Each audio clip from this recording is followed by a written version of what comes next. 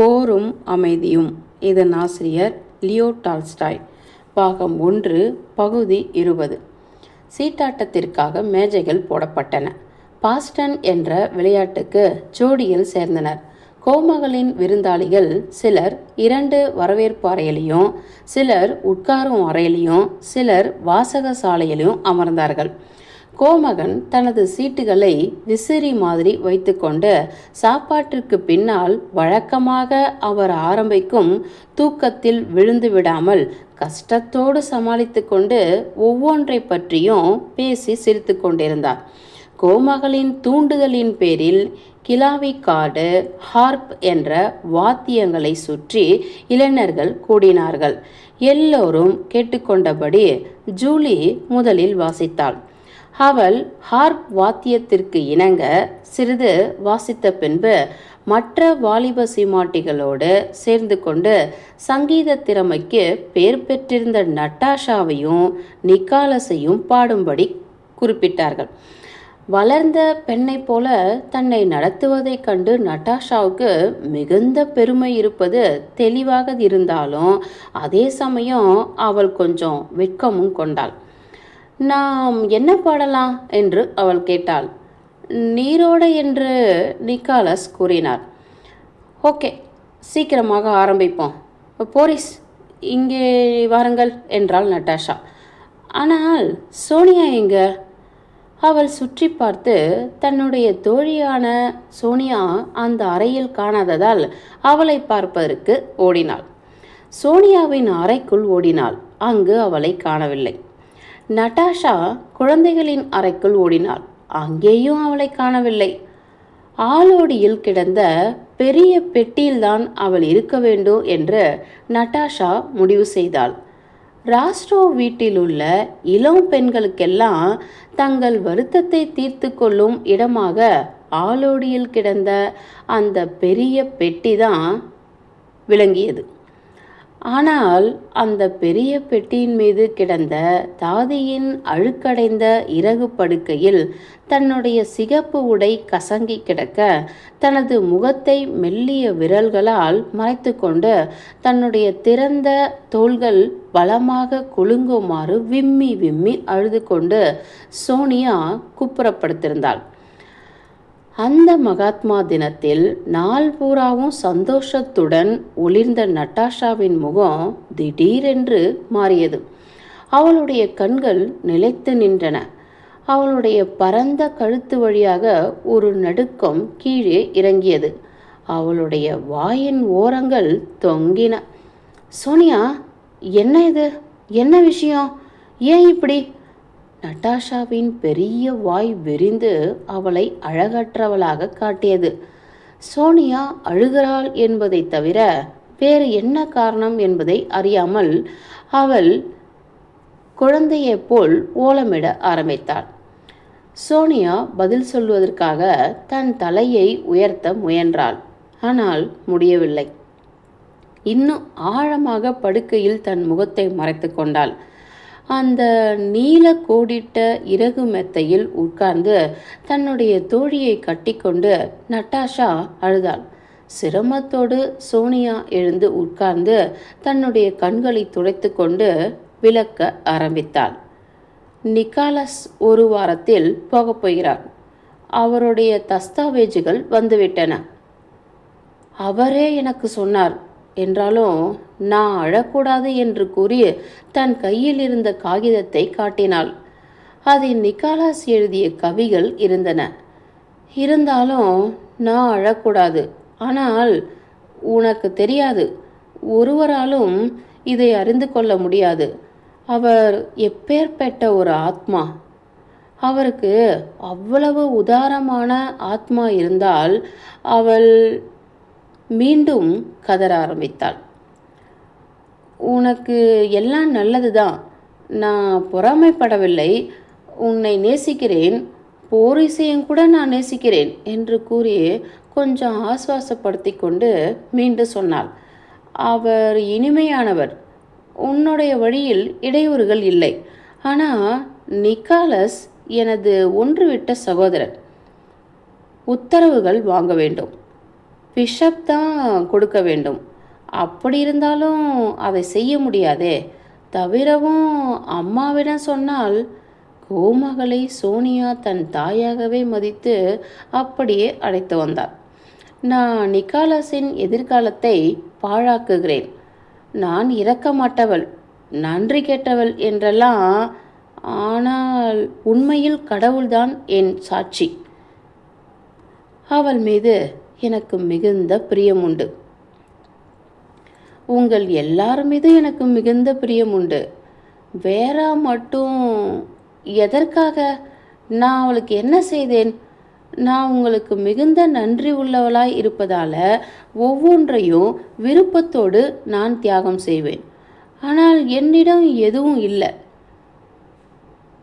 ஒன்றுவிட்ட சகோதர சகோதரிகள் திருமணம் செய்ய வேண்டுமானால் விசேஷ அனுமதி பெற வேண்டும். சோனியாவால் தொடர்ந்து பேச முடியவில்லை. மறுபடியும் தன் முகத்தை தன் கைகளால் இறகுப்படுகையில் மறைத்து கொண்டாள். நட்டாஷா அவளுக்கு ஆறுதல் சொல்ல ஆரம்பித்தாள். ஆனால் அவளுடைய முகம் அவளுடைய கஷ்டங்களை உணர்ந்து கொண்டதாய் காட்டியது. தனது தோழியின் துக்கத்திற்கு உண்மையான காரணத்தை அவள் யூகித்து அறிந்தது போல தெரிந்தது. சோனியா, விருந்திற்கு அப்புறம் வேற உன்னிடம் ஏதோ சொன்னாள் என்பது எனக்கு நிச்சயமாக தெரிகிறது. அவள் என்ன சொன்னாள் என்று கேட்டாள். ஆமாம், இந்த கவிகளை நிக்காலஸ் தான் எழுதினார். நான் வேறு சிலவற்றுக்கு நகல் எடுத்து கொண்டிருந்தேன். அவைகளை என் மேஜை மீது அவள் பார்த்தாள். அவைகளை அம்மாவிடம் காட்டப்போவதாகவும் நான் நன்றி கெட்டவள் என்றும் அவர் என்னை மணக்கும்படி அம்மா ஒரு நாளும் அனுமதிக்கப் போவதில்லை என்றும் அவர் ஜூலியைத்தான் மணப்பார் என்றும் சொன்னாள். அவளுடன் நாள் பூராக அவர் இருந்து வருவதை நீ பார்த்தாயா? நட்டாஷா, இம்மாதிரி எனக்கு ஏற்படுவதற்கு நான் என்ன செய்துவிட்டேன்? முன்னை விட அதிக கசப்போடு அவள் மீண்டும் தேம்ப ஆரம்பித்தாள். நட்டாஷா அவளை தூக்கி கட்டிக்கொண்டு தன் கண்ணீரோடும் புன்சிரிப்பும் காட்டி அவளை தேற்ற ஆரம்பித்தாள். சோனியா, நீ அவளை நம்பாதே, அவளை நம்பவே நம்பாதே. நாம் 3 பேரும் சாப்பாட்டுக்கு பின்னால் எப்படி பேசிக்கொண்டிருந்தோம் என்பது உனக்கு நினைவிருக்கிறதா? ஒவ்வொரு விஷயத்தையும் எப்படி செய்ய வேண்டும் என்பதையும் நாம் முடிவு செய்தோம் அல்லவா? எனக்கு எப்படி என்பது பூரா ஞாபகம் இல்லை, ஆனால் உனக்கு எப்படி என்பது எல்லாம் தெரியும் இல்லையா? அதன்படியே செய். எவ்வளவு இனிமையாய் அதையெல்லாம் இருக்கும் என்பது ஞாபகம் இல்லையா உனக்கு? இதோ ஷின்ஷெயின் மாமாவின் சகோதரர் தன் ஒன்றுவிட்ட சகோதரியை மணந்து கொள்ளவில்லையா? இவ்வளவருக்கும் அவள் முதலாவது முறை, நாமும் 2வது முறை என்பது உனக்கு தெரியும். அது முயற்சியும் சாத்தியம் என்றே போரிஸ் சொல்கிறார். அவரிடம் நாம் அதை பற்றியெல்லாம் சொல்லியிருக்கிறேன் என்பது உனக்கு தெரியும். அவர் மிகுந்த புத்திசாலி, ரொம்ப நல்லவரும் கூட. சோனியா, நான் சொல்வதை கேட்டு நீ ஏற்றுக்கொள்ள வேண்டும் என்று சொல்லி அவளை தேற்றினாள். வேறா பழிக்காரி, அவளை பற்றி கவலைப்படாதே, எல்லா விஷயங்களும் சரியாக வரும். அவள் அம்மாவிடம் ஒன்று சொல்ல மாட்டாள். நிக்காலஸ் தாமே அவளிடம் சொல்வார். ஜூலியை பற்றி கவலை கொள்ளவே தேவையில்லை. நட்டாஷா அவள் தலையில் முத்தமிட்டாள். சோனியா எழுந்து உட்கார்ந்தாள். அந்த சிறிய பூனைக்குட்டி முகம் ஒளிர கண்கள் பிரகாசித்தன. ஒரு பூனைக்குட்டி செய்வதைப் போல வாளை உயர்த்தி தன்னுடைய மெல்லிய பாதங்களால் கீழே குத்தித்து பின்னால் நூல் பந்தாடும் விளையாடுவதற்கு தயாராக இருப்பது போல ஒரு பூனைக்குட்டியை போல் தோன்றினாள் அவள். நீ அப்படியா நினைக்கிற? நிஜமாகவா, உண்மையாகவா என்று அவள் சொல்லி தனது சட்டையையும் தலைமுடியையும் வேகமாக தடவி சரி செய்தாள். நிஜமாகத்தான், உண்மையாகத்தான் என்று நட்டாஷா கூறி தனது தோழியின் ஜடைக்கு வெளியே விழுந்திருந்த ஒரு முடிச்சுருளை எடுத்து ஜடைக்குள்ள சொருகி வைத்தாள். இருவரும் சிரித்தார்கள். நல்லது, நாம் போவோம், நீரோடை என்ற பாட்டை பாடுவோம், போகலாம் வா என்றாள். நட்டாஷா திடீரென்று நின்று, எனக்கு எதிராக உட்கார்ந்திருந்தாரே அந்த தடித்த பியர், அவர் ரொம்ப தமாஷா இருக்கிறாரு, உனக்கு தெரியுமா? நான் ரொம்ப மகிழ்ச்சி அடைகிறேன் என்றாள். ஆளோடி வழியாக அவள் ஓடினாள். சோனியா தன் மேல் ஒட்டியிருந்த சில இறகுகளை உதறிவிட்டு கவிதை காகிதத்தை தனது மெலிந்த சிறிய பையில் வைத்துக்கொண்டு ஆளோடி வழியாக நட்டாஷாவுக்கு பின்னால் உட்காரும் அறைக்கு சிவந்த முகத்தோடு மெல்லிய மகிழ்ச்சியான நடையோடு ஓடினாள். விருந்தாளிகளின் வேண்டுகோளின்படி நால்வரும் சேர்ந்து பாடக்கூடிய நீரோடை என்ற பாட்டை ஒவ்வொருவரும் மகிழ்ச்சி அடையும் விதத்தில் இந்த சிறுவர் சிறுமியர் பாடினார்கள். பின்னால் அப்பொழுதுதான் கற்றுக்கொண்ட ஒரு பாட்டை நிக்காலஸ் பாடினார்.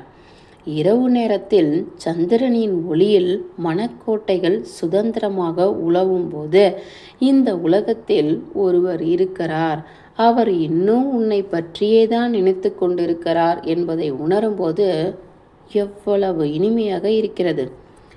அவளுடைய விரல்கள் ஹார்ப்பை மீட்டி புல்வெளி மைதானத்தின் வழியாக இங்கே இனிய சங்கீதத்தை பறக்க விடும்போது உனக்காகவே அவருடைய இதயம் விம்முகிறது. அந்த செய்தியை உனக்கு அனுப்ப பெரும் மூச்செடுக்கிறார். ஒரு நாள், 2 நாள், அப்புறம் காலவரையற்ற ஆனந்தம். ஆனால் ஹோ, அதுவரை என் உயிர் வாழ முடியாதே. கடைசி பாட்டை அவர் முடிப்பதற்கு முன்பாகவே அந்த மண்டபத்தில் நடனம் ஆடுவதற்கு வாலிப கூட்டத்தினர் தயாராக இருந்தனர். காலடி ஓசைகளும் வாத்தியக்காரர்களின் கனைப்புகளும் கேலரியில் இருந்து கேட்டன. பியர் வரவேற்பறையில் உட்கார்ந்திருந்தார். அவர் சமீபத்தில்தான் வெளிநாட்டிலிருந்து திரும்பியபடியால் அவருடைய ஷின்ஷைன் அரசியலை பற்றி பேசி வந்தார். மற்றவர்களும் அந்த உரையாடலில் கலந்து கொண்டாலும் அவையெல்லாம் பியருக்கு மிகுந்த சலிப்பை தான் ஏற்படுத்தின. சங்கீதம் ஆரம்பித்ததும் நட்டாஷா உள்ளே வந்து நேராக பியரிடம் போய் சிரித்து கொண்டும் வெட்கப்பட்டு கொண்டும் பேசினாள். நடனத்தில் நீங்கள் கலந்து கொள்ள வேண்டும் என்று உங்களை கேட்கும்படி அம்மா என்னிடம் சொன்னாள். நடனங்களை ஒன்றை கொண்டு குழப்பி விடுவோம் என்று எனக்கு பயமாக இருக்கிறது. ஆனால் நீங்கள் வந்திருந்தீர்கள் என்றால் என்று பியர் பதிலளித்து தமது பெரிய கையை கீழே இறக்கி அந்த ஒல்லிய சிறிய பெண்ணுக்கு அளித்தார். ஜோடிகள் தயாராகி கொண்டிருந்தார்கள். வாத்தியக்காரர்கள் சுருதி கூட்ட ஆரம்பித்தார்கள். பியர் தமது சிறிய ஜோடியோடு அமர்ந்தார். ஒரு வயது வந்த மனிதரோடு, அதிலும் வெளிநாடு சென்று திரும்பியரோடு தாம் ஆடப்போகிறோம் என்பதனால் நட்டாஷா முற்றிலும் சந்தோஷமாக இருந்தாள். எல்லோரும் கவனிக்கும்படியான ஒரு இடத்தில் அவள் அமர்ந்து வயது வந்த சீமாட்டியைப் போல அவரோடு பேசிக்கொண்டிருந்தாள். கொஞ்ச நேரம் வைத்திருக்கும்படி அங்கு வந்த சீமாட்டிகளில் ஒருவள் அவளிடம் கொடுத்திருந்த விசிறியை தன் கையில் பிடித்து கொண்டிருந்தாள்.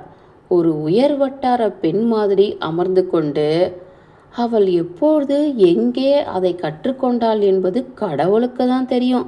விசிறியால் தனக்கு வீசிக்கொண்டு விசிறிக்கு மேலாக புன்னகையை காட்டி தனது ஜோடியோடு பேசிக்கொண்டிருந்தாள். அம்மம்மா, இதோ அவளை பாருங்கள் என்று நடன மண்டபத்தை கடந்து போகும்போது நட்டாஷாவை சுட்டி காட்டி கோமகள் கூவினாள். நட்டாஷா நாணி கோணி சிரித்தாள். நல்லது, உண்மையாகவே ஏன் நீ அப்படி சொல்ல வேண்டும்? அங்கே ஆச்சரியப்படுவதற்கு என்ன இருக்கிறது? அவர்கள் 3வது நடனம் ஆடிக்கொண்டிருந்த போது உட்காரும் அறையில் நாற்காலிகளை பின்னால் இழுத்து போடும் சத்தம் கேட்டது. அங்கேதான் கோமகனும் மரியா டிமிட்ரினாவும் வயதானவர்களும் பிரபலமானவர்களும் கூடியிருந்தார்கள். சீட்டு விளையாடி கொண்டிருந்தார்கள். வெகு நேரம் உட்கார்ந்திருந்தபடியால் அவர்கள் இப்பொழுது தங்கள் கை கால்களை நீட்டி உடம்பை முறித்துவிட்டு கொண்டு தங்களுடைய பணப்பைகளையும் புத்தகங்களையும் சரியாக வைத்து கொண்டு நடன மண்டபத்திற்குள் நுழைந்தார்கள். முதலில் மரியா டிமிட்ரினாவும் கோமகனும் மலர்ந்த முகங்களோடு வந்தார்கள். கோமகன் விளையாட்டு நடன மோஸ்தாரில் தமது வளைந்த கரத்தை மரியா டிமிட்ரினாவிடம் நீட்டினார். அவர் நிமிர்ந்தார். களைப்பற்ற மகிழ்ச்சி புன்னகை அவர் முகத்தில் ஒளிர்ந்தது. கடைசி ஆட்டம் முடிந்தது. வாத்தியக்காரர்களுக்கு தமது கைகளை தட்டி கேலரியை பார்த்து கூவி முதலாவது வயலின்காரரிடம், சீமன் டேனியல் கூப்பர் உமக்கு தெரியுமா என்று கேட்டார். இதுதான் கோமகனின் மனதிற்கு பிடித்த நடனம். அது தமது வாலிப காலத்தில் ஆடிய நடனம். அப்பாவை பாருங்கள் என்று அங்கிருந்தவர்களை எல்லாரும் பார்த்து நட்டாஷா தான் ஒரு வளர்ந்த ஜோடியோடு நடனமாடிக்கொண்டிருப்பதை மறந்து சுருண்ட தலைமுடியுள்ள தனது தலையை தனது முட்டி வரையில் குனிந்து கூவினாள். அதை கேட்டு அந்த அறை முழுவதும் சிரிப்பில் அதிர்ந்தது. அந்த மகிழ்ச்சியுள்ள வயதான கனவான் உயரமான கனமான தமது ஜோடி மரியா டிமிட்ரினாவிடம் வளைந்த கரங்களோடு நின்று தாளம் போட்டுக்கொண்டு தோள்களை நிமிர்த்தி முன்பாதங்களை உயர்த்தி கால்களினால் மெதுவாக தரையை தட்டி கொண்டிருந்ததை உண்மையாகவே அறையிலிருந்த ஒவ்வொருவரும் மகிழ்ச்சி புன்னகையோடு பார்த்து கொண்டிருந்தார்கள். அவருடைய உருண்டை முகத்தை வர வர விரிவாக்கி கொண்டு வந்த புன்னகை என்ன வரப்போகிறது என்பதை அங்கு பார்த்தவர்களுக்கு தெளிவாக்கியது. மன மகிழ்ச்சியை கொடுக்கும் அந்த டேனியல் கூப்பர் ராகம் ஆரம்பித்தது. உடனே நடன மண்டபத்தின் எல்லா வாயில்களிலும் ஒரு பக்கம் வீட்டு வேலை செய்யும் ஆண் அடிமைகளும் மற்றொரு பக்கம் பெண் அடிமைகளும் திடீரென்று கூடி நின்றார்கள். மலர்ந்த முகங்களோடு தங்கள் எஜமானர் செய்ய போகும் கேளிக்கைகளை பார்ப்பதற்கு அவர்கள் வந்தார்கள். எஜமானை பாருங்கள், அவர் ஒரு அசல் கழுகுதான் என்று ஒரு பக்கம் நின்றிருந்த தாதி உரக்க கத்தினாள். கோமகன் அழகாக நடனமாடினார். அவருக்கு ஆடத் தெரியும். ஆனால் அவருடைய ஜோடி நன்றாக ஆட முடியவில்லை. விருப்பமும் இல்லை. அவளுடைய மிகப்பெரிய உடல் நிமிர்ந்து நின்றது. வலிமை பொருந்திய கரங்கள் கீழே தொங்கின. ஆனால் அவளுடைய அழுத்தமான அழகான முகம்தான் உண்மையில் நடனத்தில் கலந்து கொண்டது. கோமகனின் தடித்த முழு உருவமும் அந்த பாவத்தை காட்டியதோ என்னவோ. அதே பாவத்தை மரியா டிமிட்ராவின் மலர்ந்த முகமும் ஆடிய மூக்கும் காட்டின. கோமகன் வர வர அதிகமாக ஆடிய போது அவருடைய எதிர்பாரா சாமர்த்தியமான ஆட்டங்களையும் தமது பாதங்களை மெதுவாக எடுத்து வைத்து பாய்ந்து ஆரம்பிப்ப லாவகத்தையும் கண்டு அங்கிருந்த பார்வையாளர்கள் மனம் கழித்தார்கள். என்றாலும் மரியா டிமிட்ரினாவும் பார்வையாளர்களின் மனம் கழிக்கும்படி செய்வதில் குறைந்து விடவில்லை. அவளுடைய வழக்கமான விரைப்புத்தன்மையும் அவளுடைய பருமனையும் கொண்டு பார்த்தபோது தனது தோள்களை அவள் அசைப்பதற்கு சிறிதளவு முயற்சி செய்தாலும், திரும்புவதற்கு தன் கைகளை சிறிதளவு வளைத்தாலும் அல்லது சிறிதளவு தன் பாதங்களை பூமியில் உதைத்தாலும் அவ்வளவும் அங்கிருந்தவர்களுக்கு அதே மாதிரி மகிழ்ச்சியை கொடுத்தன. நடனம் வர வர அதிக உற்சாகமாகிக் கொண்டு வந்தது. மற்ற ஜோடிகள் தங்கள் ஆட்டங்களுக்கு மற்றவர்களிடமிருந்து ஒரு வினாடி கூட கவனத்தை பெற முடியவில்லை. பெறுவதற்கு அவர்கள் முயற்சி செய்யவும் இல்லை. எல்லாரும் கோமகனையும் மரியா டிமிட்ரினாவையும் கவனித்து கொண்டிருந்தார்கள்.